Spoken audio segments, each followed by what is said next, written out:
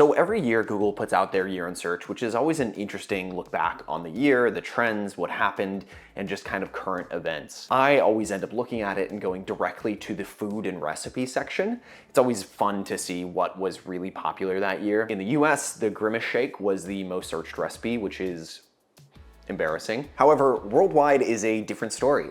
The most searched recipe in the world in 2023 was the stunning and delicious Bibimbap. Last year, I had a ton of fun researching and diving deep into paneer pasanda, a recipe I had never cooked before and never even heard of. But Bibimbap is something we make really often. It's one of our favorite things to cook and one of our favorite things to eat. It really is this like perfect catch-all, wrap everything into one dish. Here's how I make it. We'll get our beef marinating first, as that's the longest step in making the Bibimbap.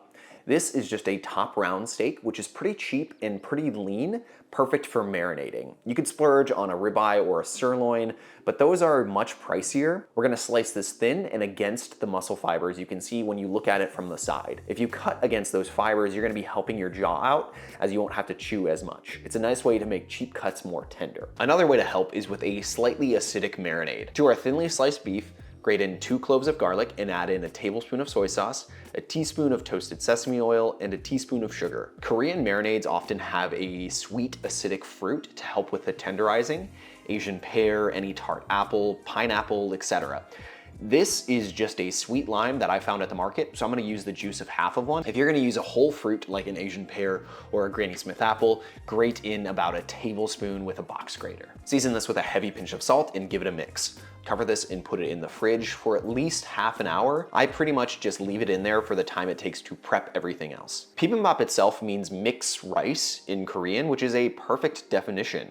The spirit of this dish is really taking veggies and potentially some meats, mixing it with rice in a gochujang-based sauce. The result is super satisfying and a great way to use anything that's at the end of its shelf life. It can also be an exciting way to grab and try a bunch of local veggies that you may not cook very often. Each individual component of this dish can be cooked really simply, as the whole is much more important than each ingredient shining on its own. And you're gonna see what I mean in a second. I had these carrots lying around that I'll peel and cut into matchsticks. These are gonna go into a microwave-safe dish so I can cook them slightly before tossing them in sesame oil and salt. Put a little water in the dish before microwaving them on high for 90 seconds. They should be cooked but still crisp, a little tender to the tooth. These can hang out while we prep the rest of the veg. I've got a literal handful of shiitake mushrooms that I'll clean and slice into bite-sized chunks. Mushrooms like this shrink tremendously as they cook, so don't go too small. You don't want like little bits. I also found some fresh snap peas that are tender and crisp, so they can be cut into a nice bite size as well. To get our nice sauteed mushrooms, I like to start them in a medium saute pan with a 1/4 cup of water. Let those cook over medium-high while the water evaporates before adding any oil. Once the water is almost completely gone, add in a squeeze of oil and then let them start to brown. I cover this technique in depth in my mushroom video if you want a bit more of a deep dive into why I do it like this. Season these with salt, and once they're nicely browned, you can set them aside and clean out the pan. We're pretty much just gonna use the same stainless steel pan for every part of the cook. Cook your snap peas in that pan with a touch of olive oil over medium-high heat. We're literally just gonna saute these for a couple minutes until they're tender. 3 minutes is pretty much good. Season these with salt and taste one to be sure. These should be tender, crisp, a little sweet, and we can remove them from the pan and set them aside. Clean your pan out again, and we're gonna use this for the beef. Bibimbap would not be complete without the sauce, and this is one based on gochujang, and we're gonna balance it around that. Gochujang is a pepper paste that we almost always have on hand, and it's a key to a ton of Korean dishes. If we start with 2 tablespoons of gochujang, we can add in 1 tablespoon of sesame oil for fragrance, 1 tablespoon of sugar for sweetness, 1 tablespoon of rice vinegar for acid, 1 tablespoon of soy sauce for umami, 1 grated clove of garlic, and 1 tablespoon of water to thin it out to give us the right texture. What you end up with is a sauce that hits pretty much every taste note, and it's gonna beautifully coat our rice and veggies. Now you can see why we just season the veggies with salt. As long as the veggies you add into the bowl aren't seasoned in any way that's gonna clash with the sauce, you're pretty much good to throw them in. My understanding is that Bibimbap is a great way to capture all the panchan you've got laying around after another meal and basically just mix it with rice and create a second meal, sort of a leftover catch-all in that way. We obviously need some rice, as pap means rice in Korean. We'll make this by washing 1.5 cups of short grain rice until the water runs clear. Add in a pinch of salt and then cover it with 1.5 cups of water. For my rice cooker, I almost never measure the amount of water. I do a trick where you can stick your finger into the water and the amount of distance between the water and the rice, like that little gap at the top, should be about your nail or so. That's probably like 1/2 inch. That has never led me astray. Pop that in the old rice cooker and you'll have perfect fluffy short grain rice in about 20 minutes.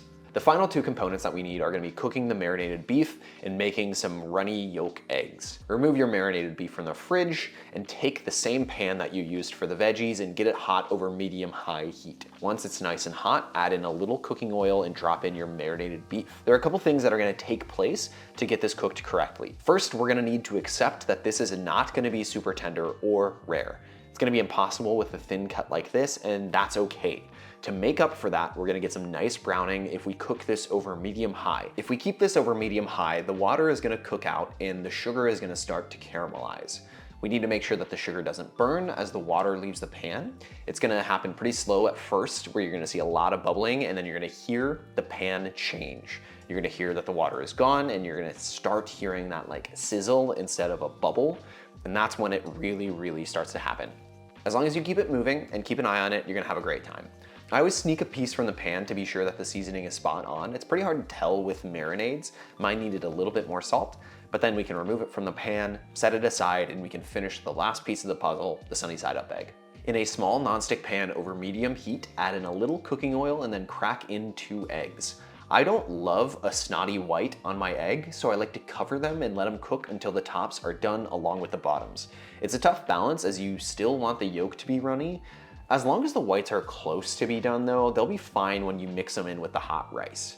Season these with salt and remove them from the pan once the whites have set, probably 3 to 4 minutes overall. Now that all of these individual components are finished, we can start building our bowls.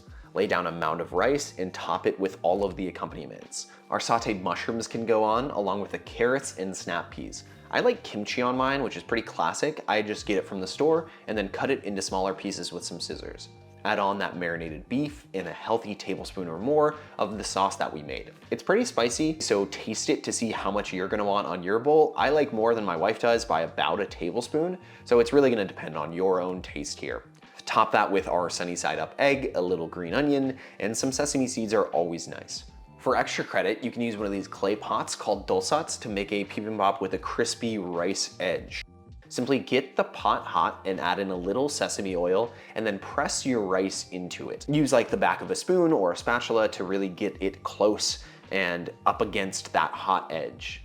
Let that cook until the rice is sizzling and you can start to smell some toasted rice. And then build your bowl same as before. Not a requirement, but it's a fun way to make it and you get some delicious crunchy pieces of rice. I can easily see why the world was so infatuated by this dish all year. It's spicy from the sauce we made and comforting from the rice and veggies. It's also way more than just a recipe. It can be made with pretty much anything as long as the rice is there and the sauce is there. You could put a ton of different ingredients on it and really make it your own. I kind of think people see it as this like beautiful, cool, trendy, Instagram-y recipe where you get all these little different pieces and it looks cute on camera. But in reality, this is like home cooking. It is taking what you've got, taking what's local, taking what is potentially just in your fridge left over, and combining it with rice and a super delicious gochujang sauce. And I kind of think that's why people were so infatuated with it. Thank you so much for watching. I really appreciate you being here. If you enjoyed the video, give it a like, go ahead and subscribe if you want more recipes like this directly in your subscription feed. I just want to give a massive shout out to the amazing people supporting me directly on Patreon through patreon.com/CameronMarty. They get some cool benefits for supporting the channel, and I get to continue making videos like this. So check it out if you're interested and want to support me directly. If you're in need of a recipe that is comforting and warm and has got those like soupy noodle vibes, I put out a spicy miso ramen that is going to blow your pants off. Crazy delicious. It's crazy tasty and it's pretty simple to make too. So check that out. Thanks again for watching. Cheers.